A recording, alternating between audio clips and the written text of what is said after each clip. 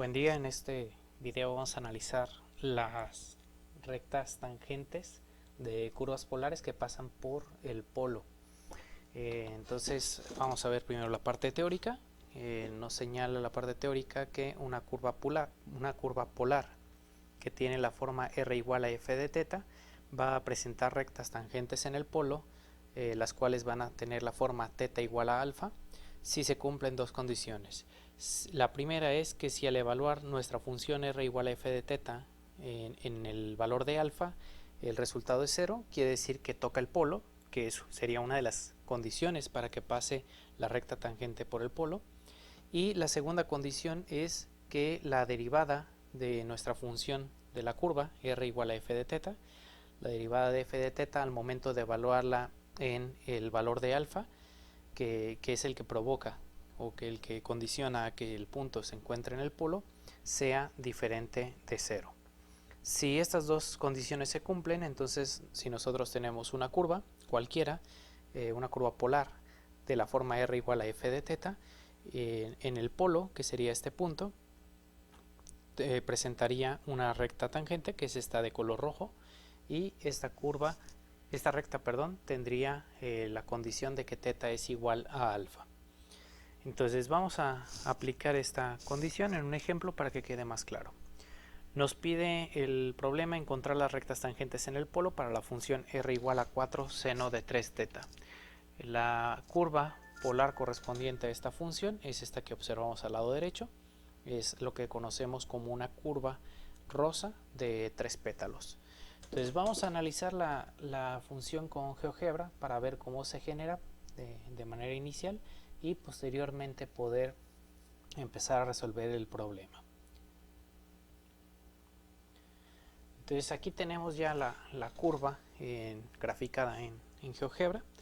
En este caso la curva inicia en el polo y vemos que se va generando el primer pétalo en lo que vendría siendo lo equivalente al primer cuadrante en coordenadas rectangulares.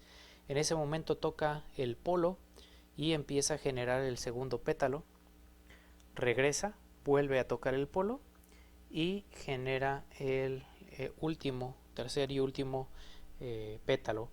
La gráfica a partir de aquí se repite una y otra vez de manera infinita conforme el valor de teta, conforme el valor de la coordenada transversal vaya aumentando.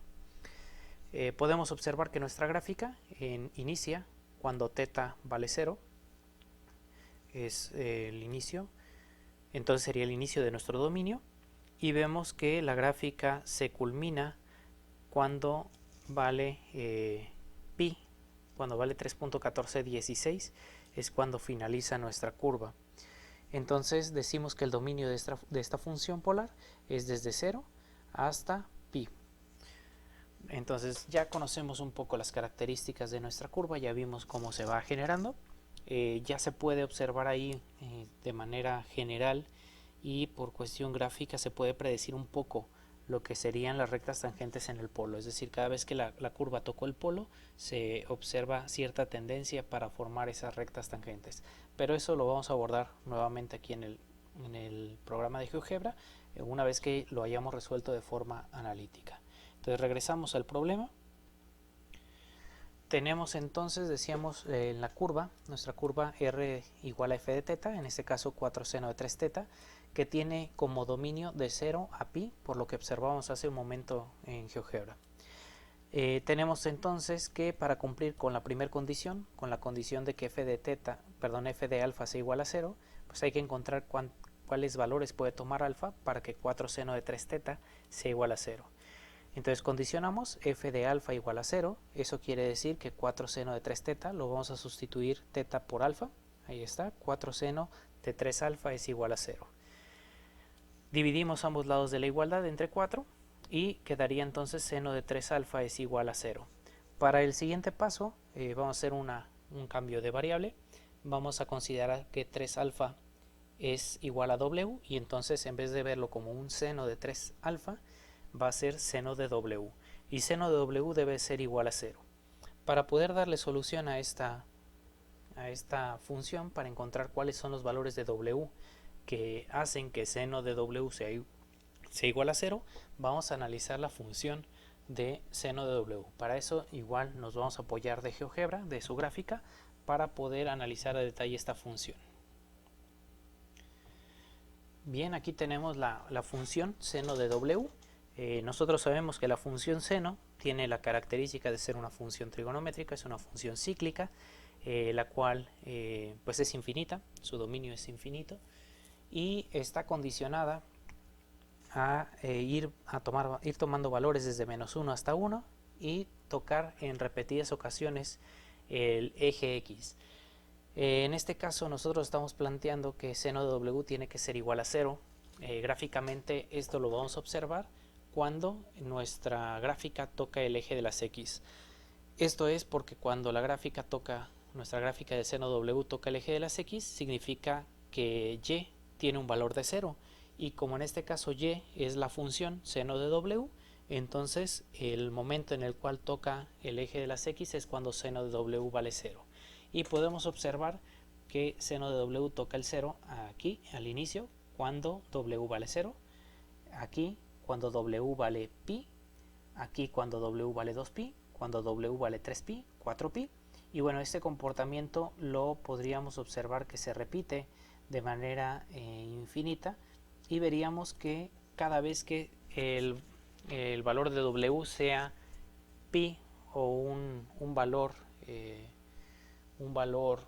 entero de pi, pues va a tener este comportamiento, va a tomar el valor de 0.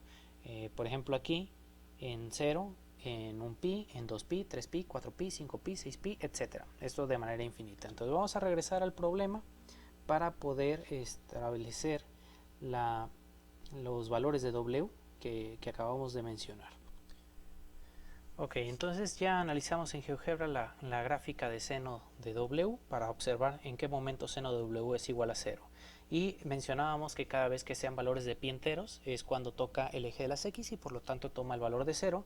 Entonces aquí señalamos que el seno de W igual a 0 se cumple cuando W es igual a 0, cuando W es igual a pi, cuando W es igual a 2pi, W igual a 3pi y así sucesivamente. Como nosotros planteamos que W es igual a 3 alfa, como lo mencionamos aquí, al despejar, entonces tenemos que alfa es igual a W sobre 3. Si W vale 0, entonces alfa vale 0 sobre 3, que es igual a 0. Si W vale pi, entonces alfa es pi entre 3. Si W vale 2pi, entonces alfa es 2pi tercios. Y si W vale 3pi, entonces al dividirlo entre 3, alfa vale pi. Y así sucesivamente. Si vale 4pi, sería 4pi tercios y continuaría bajo esa secuencia. En este caso yo no estoy continuando posterior a pi, porque nuestro dominio es de 0 a pi, entonces no tiene caso continuar con otros valores de alfa, ya que estos valores de alfa están posteriores a la primera vuelta de nuestra curva polar. Entonces vamos a quedarnos solamente con los valores de 0, pi tercios, 2 pi tercios y pi. Ahora bien, la siguiente condición, la condición número 2, es que al derivar y al evaluar el valor de alfa que hayamos encontrado, la derivada debe de dar como resultado un número distinto de 0. Eso lo vamos a hacer en este apartado. Vamos a comprobar que al evaluar alfa en la derivada para la segunda condición, el resultado sea diferente de 0. Entonces tenemos estos valores de alfa, 0, pi tercios, 2 pi tercios y pi, que son los que vamos a evaluar. Comenzamos derivando nuestra función. Nuestra función era 4 seno de 3 teta. Para derivarlo sería la derivada del seno de 3 teta, que es 3 coseno de 3 teta. El 3 que resulta de la derivada multiplica este 4 y entonces queda 12 coseno de 3 teta, que es esta derivada que tenemos aquí, 12 coseno de 3 teta. Evaluamos en los 4 valores de alfa que habíamos encontrado, cuando alfa vale 0, cuando vale pi tercios, cuando vale 2 pi tercios y cuando vale pi. En cada uno de ellos hay que evaluarlo en nuestra derivada y obtener el resultado. En este caso, en la primera, coseno de 3 por 0 sería 3 por 0, 0, coseno de 0 es 1 y 1 por 12, 12. 3 pi tercios equivale a pi, coseno de pi es menos 1 y menos 1 por 12 es menos 12. Y así evaluamos en cada uno de ellos. Podemos observar que en todos se cumple la condición de que salga un número diferente de 0. Por lo tanto, los 4 valores de alfa que estamos obteniendo son valores válidos para rectas tangentes en el polo. Ahora bien, para esta curva, como nosotros observamos al inicio, el valor de θ igual a 0 y el valor de θ igual a pi son exactamente el mismo punto. Es donde inicia y justo donde termina nuestra curva. Como es el mismo punto, entonces genera la misma recta, entonces vamos a señalar que solo tenemos 3 rectas tangentes, ya que la recta tangente en 0 y en pi es exactamente la misma. En conclusión, vamos a decir entonces que nuestra curva presenta 3 rectas tangentes en el polo. θ igual a pi tercios, θ igual a 2 pi tercios y θ igual a pi. Vamos a verificar esto de forma gráfica solamente para concluirlo. Muy bien, aquí tenemos la gráfica con la que comenzamos el problema. Mencionábamos esta gráfica con t igual a 0, que es donde inicia, y con t igual a pi, que es donde termina. Son exactamente el mismo punto y por lo tanto va a generar exactamente la misma curva. Analizando cada una de las, va a generar la misma recta tangente. Entonces, analizando cada una de las rectas tangentes paso a paso, vamos a generar nuestra curva. Generamos el primer pétalo y toca el polo ahí en ese momento. En este momento que toca el polo, estaríamos observando que se forma la recta tangente que aparece de rojo, punteada. Esta es la recta tangente y esta recta tangente tiene una inclinación o un ángulo con respecto al eje polar de pi tercios, como lo habíamos mencionado en el problema. Ahora bien, para la siguiente curva polar es cuando vuelve a tocar, la siguiente recta tangente es cuando vuelve a tocar el polo. Aquí en ese momento es cuando genera otra recta tangente, que vendría siendo esta recta tangente, y tiene una inclinación o forma un ángulo con respecto a el eje polar de 2 pi tercios que habíamos señalado.